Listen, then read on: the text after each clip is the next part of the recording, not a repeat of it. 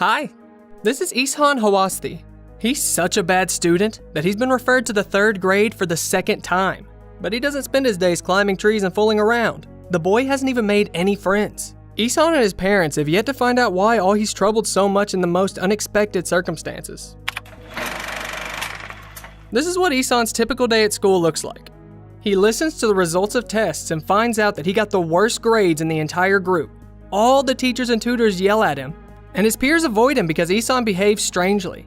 Nevertheless, Ishaan remains a cheerful child who laughs at the sight of watchdogs and plays with them for a long time in the yard. However, he completely forgets that school tests cannot be used as a toy. In general, things always slip his mind. Washing his hands before he eats, turning off the tap, telling his parents to sign his work. But the boy's brother, Johan, is the exact opposite. He aces all the subjects. He's the pride of his parents. One might think that he doesn't like Ishaan, but it's not like that at all. His brother seems to be the only one who doesn't reproach the boy. Wow, ये तो बन रहा है. One day, completely having forgotten about his lessons, Ishaan runs outside to the barking of a watchdog. While he's busy with them, the neighborhood boys are playing ball. The ball falls not far from Ishaan, and his peers ask him to throw the ball back, but Ishaan misses. This angers the leader of the group beyond belief, and he tells the boy to bring the ball to the court at once. चल जा, ball लेके आ, चल. Ishaan doesn't know how to react to such aggressive behavior and just doesn't say a word, which infuriates the bully even more. A fight ensues between them, from which Ishaan barely extricates himself. He returns home all beat up and in tears, but with a kite he is unintentionally caught. But problems are waiting for him even before he crosses the threshold of the apartment. From the hallway, he hears a neighbor complaining to his mom and saying that he broke all her flowers. It turns out that this neighbor is the bully's mother. The kid blatantly lies in front of his parents that Ishaan beat him up. Then a fight almost breaks out between them again, and the parents of the older boy leave the house of the Awasti just in case something bad happens. The father chews his son out. He says that everyone complains about Ishaan every day and promises his son that he will send him to a boarding school unless he becomes better. Ishaan's mother, on the other hand, feels sorry for her son. She cleanses his wounds and calms him down. The next morning, Ishaan's father leaves on a business trip for a few days. The boy's mother manages to set the table twice, send her husband to work and her older brother to school, and only then remembers the younger one. He, meanwhile, is sleeping soundly in his bed. To get the child ready for school, Mom has to constantly distract him from fantasies and naughtiness, and that keeps happening on a daily basis. At school, the next difficulties await Ishaan. While everyone is listening to the teacher, the boy, fascinated, looks out the window and spaces out. And when the teacher calls out to him and asks him to read the sentence, he fails to do so. Ishaan claims that the letters in the textbook dance in front of him, and he's made fun of because of that. The teacher just doesn't believe him and yells at him. But Ishaan makes an unusual response to this behavior. Ishaan is kicked out of the classroom, and in the next lesson, he realizes that he didn't do his math homework and didn't make his parents sign his tests. Then the boy, desperate, finds nothing better to do than run away to the city. There, he watches street vendors, painters, construction workers, and regular pedestrians, enjoying solitude and tranquility. At home, Ishaan spends all his free time drawing, and when it's time to check his homework, he just listens to his mother's lecturing. She doesn't understand how he could have misspelled all the words in the notebook, and she is sure that her son will stay for a 2nd year again. In the middle of the night, Ishaan wakes up his brother and tells him that he ran away from school during the day. The older one is shocked. He rants about the dangers of walking alone, because a car can hit him or someone can kidnap him. But what's done is done, and now Ishaan has a request for his brother. वो absent note लिख दो ना दादा. क्या?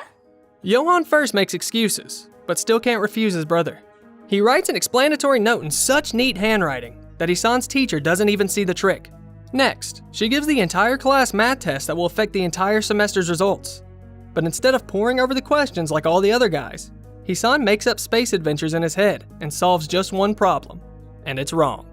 Soon, Ishaan's dad returns from the business trip. The son can't get enough of his father's arrival, but his enjoyment doesn't last long. Suddenly, Mr. Awasti finds something interesting on the floor. The trickery is exposed. Under the pressure of his father's yelling, Ishaan lays out the whole truth about how he walked around the city alone instead of sitting in class. But that's not all the frustrating news that his parents are about to learn. A couple of days later, they find themselves at the principal's office, where Ishaan's teachers tell them about his terrible grades. It turns out that he hasn't made any progress since last year and still makes the same mistakes. Moreover, the parents find out that Ishaan did not bring them the test papers to sign. The director takes the floor, hinting at expelling the boy if this goes on. They better send him to a specialized institution. Thinks my son is a retard. सोचती है मेरा बेटा normal नहीं. His father doesn't even want to hear about sending Ishaan to an institution for children with special needs. So that same evening, he calls his friend and makes a deal of transferring his son to an all-boys boarding school. His wife tries to dissuade him because their son has never been away from the family, and sending him to another school in the middle of the school year is a huge stress. But the father stands his ground.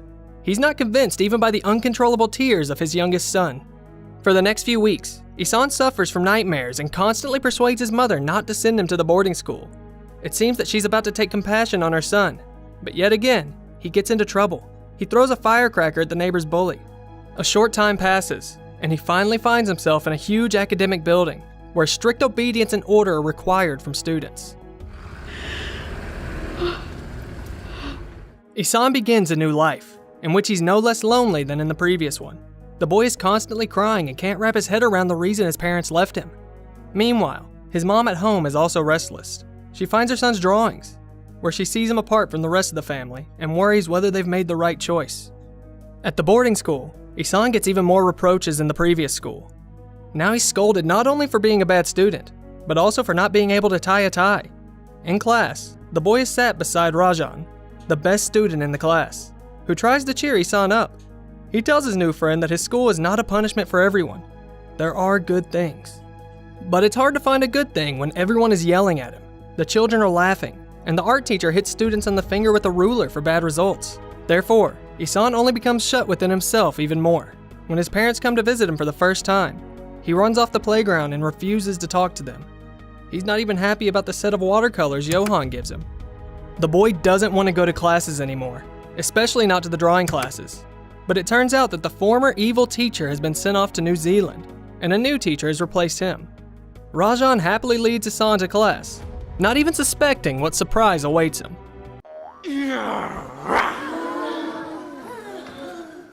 The new teacher is completely different from the others. He shows up to the class with a flute and in a circus performer's costume, sings songs with the children, and invites them to draw anything that pops up to mind. But Ishaan does not watch the fun performance and won't pick up the paint. The next day, the art teacher catches up with Rajan and asks him why his desk mate is very quiet. The boy explains that Ishaan just really wants to go back home because he's a new student here. Ram wonders about the absurdity of a child being transferred to a new school in the middle of the school year, but Rajan tells him that his friend can't write and read, so he has been basically kicked out of that school. Ram rushes to the staff room to look at Ishaan's notebooks and can't believe his eyes. The boy writes the same word in 3 different ways. Later, Ram comes to a specialized school where he works most of the time. There, he shares with his colleagues that he's met a boy in the boarding school who reminds him of himself. With tears in his eyes, Ram explains that the boy doesn't say a word and his eyes are begging for help.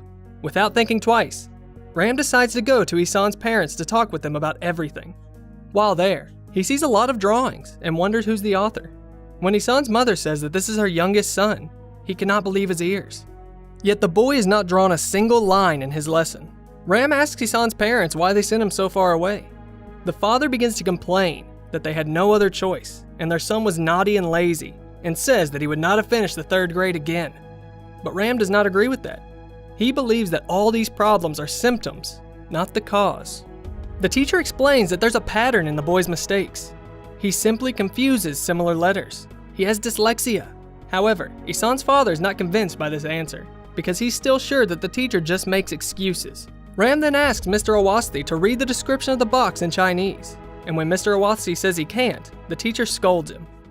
कुछ ऐसी ही कैफियत होती होगी ईशान की. Ram says that it's Ishaan's dyslexia that impairs not only his reading and writing, but also his ability to perform small household tasks. For example, to tie a tie or sneakers. It's hard to even imagine how he feels, especially since no one supports this boy. Perhaps that's why he stopped drawing, Ram says. But Mr. Awasthi doesn't care much about drawing. He wants his son to be successful and normal. Ram says that all children are different, and Ishaan has a special gift, The father has nothing to say. The next day, Ram brings Ishaan's drawing book to a class and secretly shows it to the boy. Then he starts the lesson with an unusual story about a child who couldn't read or write. But despite him having been mocked, he grew up to be a great person. Who's that story about? Albert Einstein. Ram begins to tell the children a lot of stories about the most famous people who were bad at letters in their childhood, like Leonardo da Vinci, Walt Disney, Pablo Picasso, Agatha Christie. The teacher says that through these stories, he's wanted to teach the children that some people look at the world in a completely different way, and there's nothing wrong with it. Just because no one understands them doesn't mean they're good for nothing. Ram then tells the children that they'll have a lesson in nature today, but before he leaves the classroom, he calls Ishaan over. He admits that he forgot to mention another name among the dyslexics, albeit not so well known, his own. He had the same problems with reading and writing as a child, and his father thought he was a blockhead, but he grew up and learned everything. The kind teacher seemingly inspires Ishaan to make a beautiful raft that floats on a pond, which delights all his classmates during class. Ram comes to the boarding school director and says he wanted to discuss Ishaan's academic performance. The headmaster already thought the teacher had come to complain, just like everyone else. It turns out that he's already thinking about expelling the boy. But Ram interrupts him. He believes that the child's intelligence is above average, but he just has some difficulties with writing. The art teacher offers the principal the following plan. Take on Ishaan and teach him writing, reading, and math for several hours a week. And in the meantime, ask the other teachers to pose verbal questions to the boy. The director doubts the success of this plan, but Ram shows him Ishaan's drawings and still convinces him to give the gifted boy a second chance. Ram and Ishaan start their private lessons. They learn letters and numbers using paint, sand, and plasticine, and the boy quickly begins to show signs of improvement. Now he reads whole sentences, as well as writes smoothly and error-free. He even manages to change his own clothes, tie his shoelaces, and comb his hair. In a few months, Ram announces an artist contest at the school for all interested. Hundreds of students, boarding school teachers, even Ram's own art teacher attend the contest, but only Ishaan is still not there. The teacher gets nervous, and Rajan tells him that his friend had left school before dawn. Just when Ram has given up hoping for the appearance of his favorite disciple, Ishaan finally arrives at the amphitheater. He sits down, far away from everyone, grabs the paints his brother gave him, and starts painting what he had gone to see before the whole campus woke up. He makes a stunning drawing, which makes the teachers literally speechless. He also drew something special all this time.